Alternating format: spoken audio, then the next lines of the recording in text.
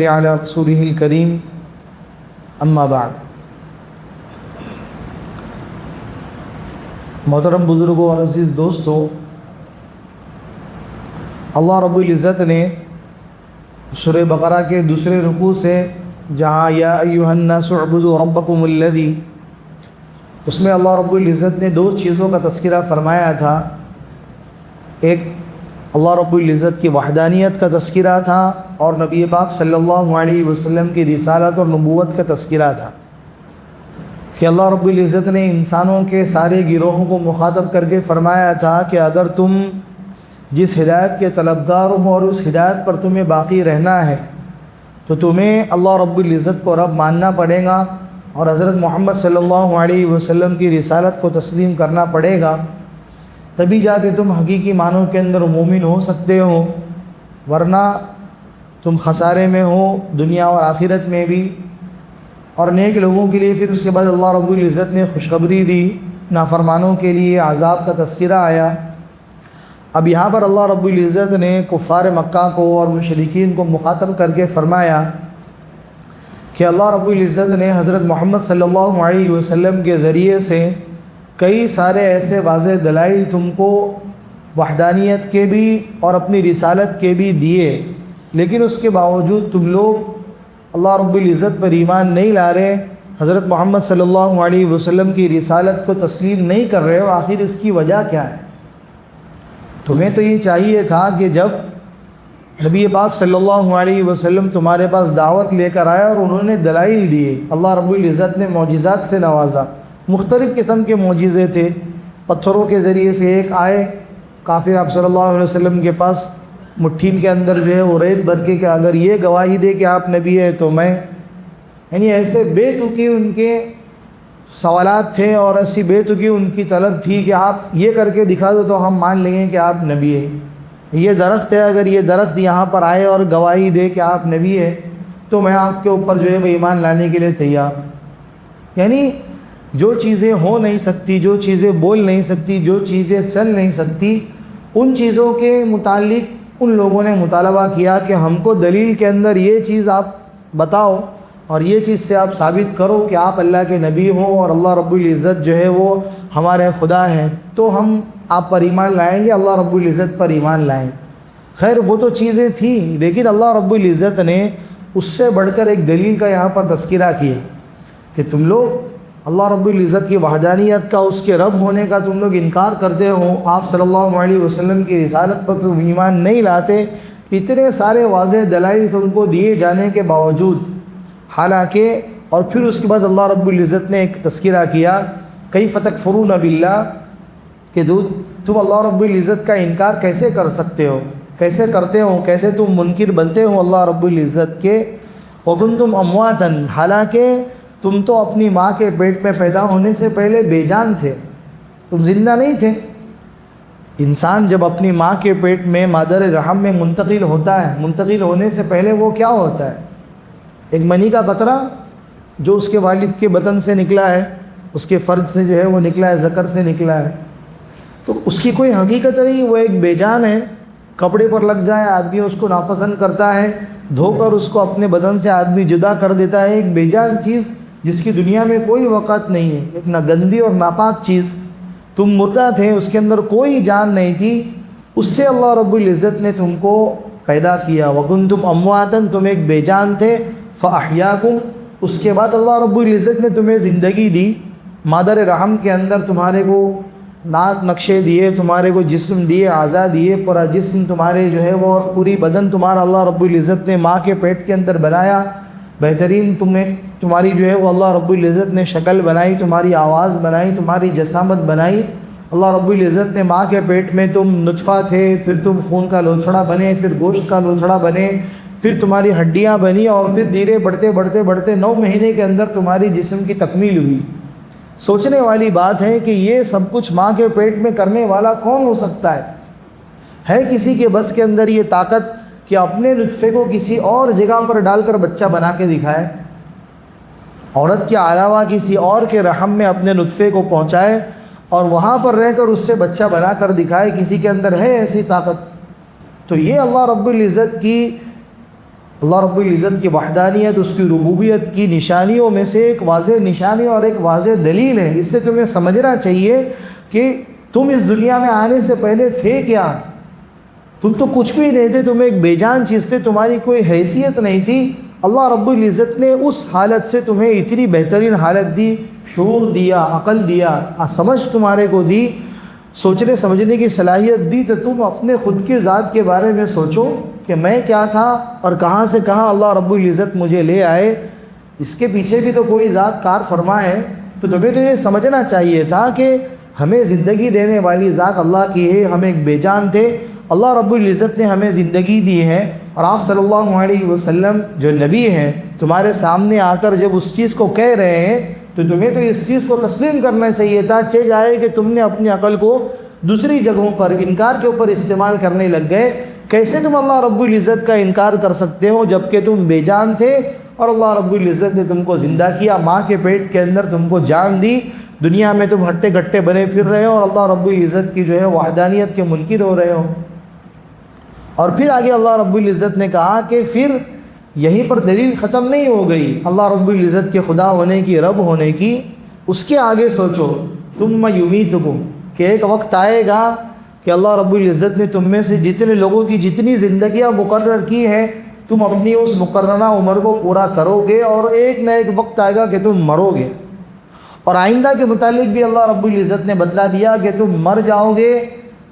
یہ مت سوچنا کہ مر کر تم ختم ہو جاؤ گے، کہ اپنی زندگی میں ہم نے جو بھی منمانیاں کی ہوں گی، جو بھی نافرمانیاں کی ہوں گی، اللہ رب العزت کا انکار کیا ہو، آپ صلی اللہ علیہ وسلم کا انکار کیا ہوگا، تو ہمارا کوئی حساب کتاب مرنے کے بعد میں نہیں ہوگا۔ ایسا نہیں ہے، تم مرو گے، تم مٹی کے اندر دفن ہو جاؤ گے، تم جلائے جاؤ گے، تم ذرے ہو جاؤ گے، ہوا کے اندر بکھر جاؤ گے، مٹی کے اندر سما جاؤ گے، مٹی میں مٹی بن جاؤ گے، تمہارا وجود تک ختم ہو جائے گا، تمہارے نشانات بھول جائیں، ختم ہو جائیں گے، دنیا تمہارا نام بھول جائیں گے، لوگ تمہارے تذکرے کرنا چھوڑ دیں۔ تو یہ ایسا تو نہیں ہے کہ جب تم مرنے کے بعد ختم ہو جاؤ گے تو پھر تمہارا آگے چل کر کوئی حساب کتاب ہوگا، ایسا نہیں ہے۔ ثم یمیتکم، تم جب مرو گے اللہ رب العزت اس کے بعد کہہ رہے ہیں ثم یحییکم، دوبارہ سے اللہ رب العزت تم کو زندہ کریں گے، یعنی مر کر ختم ہونا نہیں ہے، مر کر دوبارہ زندہ ہونا ہے، اور جو زندگی میں تم نے اس دنیا کے اندر کیا ہے اس کا تمہیں حساب دینا ہے، دوبارہ سے تمہیں زندہ ہونا ہے۔ جس طریقے سے تم شروع کے اندر ایک بے جان چیز تھے، تمہارا کوئی وجود نہیں تھا۔ منی کن چیزوں سے بنتی ہے؟ آدمی جو کھانا کھتا ہے اس کھانے سے خون بنتا ہے، اور خون سے جا کے منی بنتی ہے، منی کا قطرہ اسی چیز سے بنتا ہے۔ اور کھانے پینے کی انسان کتنی چیزیں اپنی زندگی میں دنیا بھر کے اندر کھاتا ہے، کہ آدمی کوئی پھل کھایا، کوئی فروٹ کھایا، گوشت کھایا، کوئی اور چیز کھایا، پانی پیا، کوئی چیز ادھر کی کھایا، کوئی چیز ادھر کی کھایا۔ ہم نہیں جانتے کہ ہمارے بدن میں پیدا ہونے والے منی کے قطرہ کتنی چیزوں سے مل کر خون بنا، پھر کتنے خون کے قطرے مل کر جو ہے وہ منی بنا، اور ہماری پیدائش کے اندر کہاں کہاں کے ذرات استعمال ہوئے اور کن کن چیزوں کا استعمال ہوا ہے۔ تو جس طریقے سے تم دنیا کے اندر پھیلے ہوئے تھے کھانے پینے کی چیزوں میں، وہاں سے اللہ رب العزت نے تمہارے وجود کو جمع کر کے تمہارے باپ کی پشت میں ڈالا، وہاں سے تم اپنی ماں کے پیٹ میں گئے، اور پھر اللہ رب العزت نے تم کو زندگی دی، اور پھر اس کے بعد تم جب مرو گے وہی تمہاری حالت ہوگی۔ تم یہ مت سمجھنا کہ ہم مٹی میں مل جائیں گے تو ہمارے ذروں کو کون جمع کر سکتا ہے۔ کفار مکہ یہ کہتے تھے کہ ہم جب مر جائیں گے، ہم مر کے جب مٹی ہو جائیں گے، مٹی ہونے کے بعد اللہ رب العزت ہم کو کیسے دوبارہ سے اٹھائیں؟ مٹی ہونے کے بعد مٹی سے کسی کو زندہ کرنا یہ ان کی عقل میں نہیں آتا تھا۔ تو اللہ رب العزت نے اس کی تفصیل بیان فرما دی کہ تم دنیا میں آنے سے پہلے کہاں تھے، ایک منی کا قطرہ تھے، وہ کس چیز سے بنی، وہ دیگر کھانے پینے کی چیزوں سے جب مل کر بنی۔ اللہ رب العزت نے جب پہلی مرتبہ اس چیز پر قادر تھے کہ تم کو ایک منی کے قطرے سے پیدا کر سکتے ہیں، تو اللہ کے لیے کوئی بڑی چیز ہے کہ جس مٹی میں تم مل گئے ہو، کہ جب تمہارا وجود ایک چیز جو وجود کے اندر نہ ہو، جو دکھائی نہ دے، جو ایک بے وجود چیز تھی، بے جان چیز تھی، اس سے جب اللہ تعالیٰ اتنا ہٹا کٹا انسان بنا سکتے ہیں، تو پھر انسان کو وجود دینے کے بعد اس کا وجود اگر مٹی کے اندر مل جائے تو اس کو علیحدہ نہیں کر سکتے، کہ پہلے تو وجود نہیں تھا لیکن اب تو وجود آ گیا۔ اب وجود آنے کے بعد دوبارہ سے تمہیں وجود کے اندر لانا، دوبارہ سے تمہیں پیدا کرنا اللہ کے لیے کون سی مشکل بات ہے؟ جب پہلی مرتبہ کیا دوسری مرتبہ بھی کریں گے۔ ثم یحییکم، دوبارہ سے اللہ رب العزت تم کو زندہ کریں گے، ثم الیہ ترجعون، پھر دوبارہ سے تم اللہ رب العزت کی طرف لوٹائے جاؤ گے۔ یعنی قیامت کا دن آئے گا، میدان محشر میں سارے لوگوں کو اللہ رب العزت جمع کریں گے، سور پھونکا جائے گا، جتنے بھی لوگ جہاں کہیں جس حالت میں تھے، چاہے وہ جلا دیے گئے ہوں، سمندر میں ڈبا دیے گئے ہوں، اور یا جو ہے وہ زمین کے اندر دفن کر دیے گئے ہوں، کسی بھی حالت میں تمہارا انتقال ہوا ہو، چاہے تم کو مرنے کے بعد جانوروں نے کھا لیا ہو، جس بھی حالت کے اندر تمہاری موت ہوگی، اللہ رب العزت وہاں سے تم کو دوبارہ سے زندہ کریں گے، اور میدان محشر میں سور پھونکنے کے بعد تمام لوگوں کو زندہ کر کے جمع کیا جائے گا، اور وہاں پر تمہارا حساب کتاب ہونا ہوگا۔ یہ دلیل ہے اللہ رب العزت کی وحدانیت کی کہ اللہ رب العزت نے کہاں سے تم کو کہاں بنایا، پھر اللہ رب العزت تم کو ماریں گے، پھر دوبارہ سے اللہ رب العزت تم کو زندہ کریں گے، اور قیامت کے موقع پر سارے لوگوں کو میدان محشر میں اللہ رب العزت حساب کتاب کے لیے جمع فرمائیں گے، اور اللہ رب العزت کی طرف تم لوٹائے جاؤ گے۔ اور یہ ایک دلیل ہو گئی۔ اب اس کے بعد دوسری دلیل، هو الذی خلق لکم ما فی الارض جمیعا، وہی وہ ذات ہے اللہ رب العزت کی جس نے تمہارے لیے زمین میں جو کچھ ہے ساری چیزوں کو اللہ رب العزت نے تمہارے لیے پیدا کیا۔ تم سوچو نا کہ زمین کے اندر اللہ رب العزت کے کتنے خزانے ہیں زمین کے اندر، جو اللہ رب العزت نے تمہارے نفع کے لیے پیدا کیے ہیں۔ اور آپ صلی اللہ علیہ وسلم کے زمانے میں تو ایجادات اتنی نہیں ہوئی تھی، زمانے نے اتنی ترقی نہیں کی تھی، تو ان کے لیے استعمال کی چیزیں جو زمین سے نکلنے والی تھی، پانی ہے، نباتات ہیں، پھل سبزیاں ہیں، لوہا ہے، سونا ہے، چاندی ہے، دیگر جو معدنیات جو دھات اس زمانے کے اندر نکلتی تھی، اس کے علاوہ اور کوئی چیزیں اس زمانے کی ہوں جو نکلنے والی ہوں۔ ویسے تو دنیا کے اندر جتنی بھی چیزوں کو ہم دیکھ رہے ہیں، ہر چیز کا مادہ زمین ہے، ہر چیز کا مادہ زمین ہے۔ اللہ رب العزت نے زمین سے تمہارے نفع کے لیے ساری چیزوں کو بنایا، ہر چیز کا مادہ اللہ رب العزت نے زمین کو رکھا، اور کچھ چیزوں کا آسمان کے ساتھ میں تعلق ہے، اس کا تذکر آگے بھی ہے۔ ثم استوى الى السماء فسواهن 7 سماوات، پھر اللہ رب العزت نے آسمان کی طرف قصد کیا، وہاں پر بھی تمہاری نفع کے لیے چیزیں بنائی۔ آسمان ہے جس سے بارش برستی ہے، آسمان ہے جس میں چاند ہے، جس میں سورج ہے، جن سے تمہاری غذائیں پکتی ہیں، تمہارے جسم کو حرارت، گرمی اور ٹھنڈی تمہارے جسموں کو ملتی ہے۔ آسمان میں اللہ رب العزت نے ستارے بنائے جن سے تم راستے طے کرتے ہو۔ آسمان تمہارے سروں کے اوپر ایک چھت کے مانند ہے۔ یہ جو اللہ رب العزت نے تمہارے فائدے کے لیے بنایا، تو زمین کے اندر جو کچھ ہے، اور ساتوں آسمان اور ساتوں آسمانوں کے اندر جو کچھ ہے، یہ ساری چیزیں اللہ رب العزت نے تمہارے فائدے کے لیے بنائی ہے۔ یہ اللہ رب العزت کے وحدانیت کی دوسری دلیل ہے۔ تو اس چیز کے اندر غور کرو کہ زمین میں اتنے خزانے ہیں، اس زمانے میں تو اتنے ہی محدود تھے۔ آج کے زمانے کے اندر ہم دیکھیں کیسی ایجادات زمین سے نکلنے والی چیزوں کی ہوئی ہے، کیسے رنگین پتھر انسانوں نے زمین کے اندر تلاش کیے، جن سے ایسے مکانات تعمیر کیے، اور ایسی جو ہے وہ جدید ترین ترقیاں جو ہے وہ انسان نے حاصل کی ہیں زمین کے کھوج کے ذریعے سے۔ زمین سے جو نکلنے والی چیزیں انسان نے اس پہ عقل لڑائی، اس میں کچھ چیزوں کو بنایا، پھر اس میں دوسری چیزوں کو ملایا، اور کرتے انسان آج یہاں تک پہنچا ہے۔ اب آئندہ زمین سے اور کیا کچھ نکلے گا، تیل ہے، ڈیزل ہے، پیٹرول ہے، گیس ہے، ساری چیزیں زمین سے نکلنے والی ہیں، اور آئندہ اور کتنی نکلے گی، کتنے خزانے اللہ رب العزت نے زمین میں چھپائے رکھے ہیں، ہمیں اس کا اندازہ نہیں ہے۔ وہ تو ہمیں شاید ہماری آنے والی نسلوں کو پتہ چلے کہ اور زمین کے اندر کیا کیا چیزیں ہیں۔ جہاں تک انسان کی پہنچ ہوئی ہے، انسان نے چیزوں کو نکالا ہے، لیکن جہاں تک انسان آج تک پہنچا نہیں ہے زمین کی جن تہوں تک، جب انسان وہاں پر پہنچے گا، ہو سکتا ہے وہاں پر بھی کوئی چیز اسے مل جائے۔ تو بہرحال زمین میں اور زمین کے اندر جو کچھ ہے، وہ ساری چیزیں اللہ رب العزت نے تمہارے نفع کے لیے بنائی ہے۔ چاہے انسان ہو، سارے انسان تو ایک دوسرے کے فائدے کے لیے ہی ہے، جانور ہے، چرند ہے، پرند ہیں، جتنی بھی چیزیں، ہر چیز کے اندر انسان کا کوئی نہ کوئی فائدہ مضمر ہے، بھلے ہی وہ زہریلے سانپ ہو یا کیڑے مکوڑے ہوں یا جانور ہو، جو کچھ بھی ہو، کسی نہ کسی درجے میں اللہ رب العزت نے انسانوں کے فائدے کے لیے اس کو بنایا ہو۔ بظاہر ہمیں نقصان نظر بھی آئے، لیکن اس نقصان کے اندر بھی کسی نہ کسی وقت، کہ جیسے زہر ہے، لیکن زہر کا انجیکشن بھی بعض مرتبہ انسان کو اس کی بیماری کو ختم کرنے کے لیے دیا جاتا ہے۔ تو بھلے ہی ایک چیز میں ایک نقصان ہے، لیکن اسی چیز کا اگر صحیح استعمال ہے تو اس میں بھی اللہ رب العزت نے انسانوں کے لیے فائدہ رکھا ہے۔ تو ہم یہ نہیں کہہ سکتے کہ اللہ رب العزت نے جن چیزوں کا فائدہ ہمیں سمجھ میں نہیں آ رہا وہ ہمارے فائدے کے لیے ہے یا نہیں ہے، لیکن ہمیں بہرحال اللہ رب العزت کی اس بات کو تسلیم کرنا پڑے گا کہ جتنی چیزیں اللہ رب العزت نے زمین میں ہمارے لیے بنائی ہیں وہ ساری چیزیں ہم انسانوں کے فائدے کے لیے ہیں، بھلے ہی اس کا فائدہ ہمیں سمجھ میں آئے یا نہ آئے۔ تو اللہ رب العزت کہہ رہے ہیں کہ تم اس چیز میں غور کرو کہ میں نے زمین میں تمہارے فائدے کے لیے اتنی ساری چیزیں پیدا کی ہیں، تو تمہیں یہ بات سمجھ میں نہیں آ رہی کہ زمین میں ان چیزوں کو چھپانے والی ذات کون سی ہے؟ اور جب سے دنیا بنی ہے تب سے لے کر آج تک زمینوں کے اندر سے وہ خزانے نکل رہے ہیں۔ ایک ہی کھیتی ہے، سال میں 2 مرتبہ اس پر کاشت ہوتی ہے، اور دونوں مرتبہ اس کے اندر سے ٹنوں ٹن غذائیں اللہ رب العزت نکالتے ہیں، لیکن پھر بھی زمین کے اندر سے وہ خزانہ ختم نہیں ہو رہا ہے۔ قیامت تک اس زمین سے خزانہ نکل رہا ہے، صدیوں سے نکل رہا ہے، اور پتہ نہیں کتنے صدیوں تک رہے گا۔ تو یہ خزانہ زمین سے نکالنے والا کون ہے؟ انسان مٹی کو کھود کر دیں گے، ملے گا اسے؟ جو اناج ہم کھاتے ہیں وہ اناج کے لیے ہم جو زمین میں ایک دانہ ڈال دیں، اللہ رب العزت ایک کے بدلے 70 یا 100 دانے اس کے بدلے میں نکالتے ہیں۔ ہم تصور کریں کہ وہ خزانے زمین میں کہیں چھپے ہوئے ہیں کہ انسان کھود کر نکال لے؟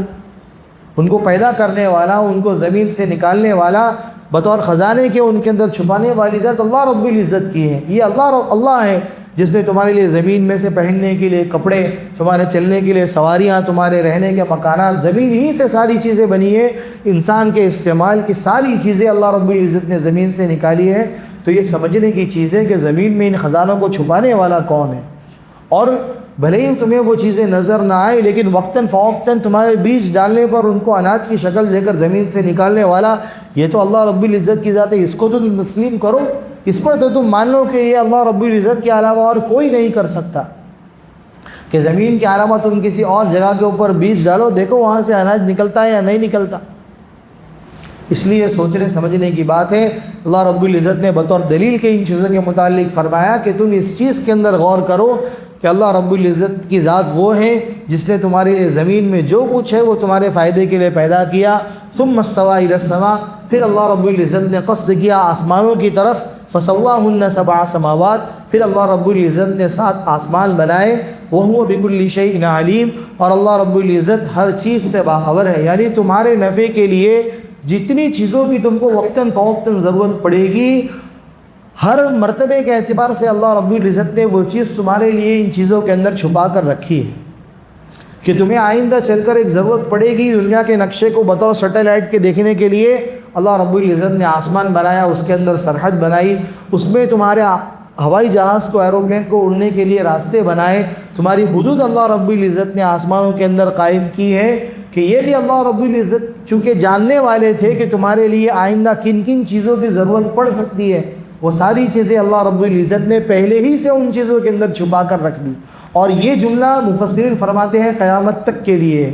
کہ جتنی چیزیں زمین کے اندر آج تک انسان کو اور آسمان کے اندر ملی ہے، اور قیامت تک جتنی چیزیں ملے گی، یہ ساری اللہ رب العزت کو معلوم تھی، اور اللہ رب العزت نے انسانوں کی ضرورت کے لحاظ سے ان چیزوں کو چھپائے رکھا تھا۔ بس انسان تو وقتاً فوقتاً ان چیزوں کا ادراک کرنے والا، کسب کرنے والا ہے، اپنی کوشش کر کے اپنی محنت سے ان چیزوں کو نکالنے والا ہے۔ باقی پیدا کرنے والی ذات اللہ رب العزت کی ہے کہ اللہ رب العزت نے انسانوں کی ضرورت کی ساری چیزیں ان چیزوں کے اندر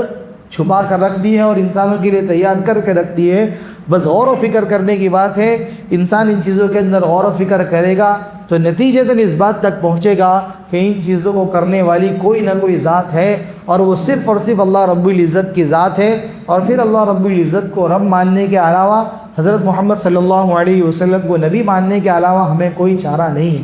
ہمیں یہ تسلیم کرنا پڑے گا کہ اللہ ہی ہمارے رب ہے، اور آپ صلی اللہ علیہ وسلم جو یہ بات کہہ رہے ہیں یہ اللہ کے نبی صلی اللہ علیہ وسلم ہے، اور پھر تمہیں اللہ رب العزت پر ایمان لانا ہی پڑے گا۔ اب یہاں پر ایک بات ہے آخر میں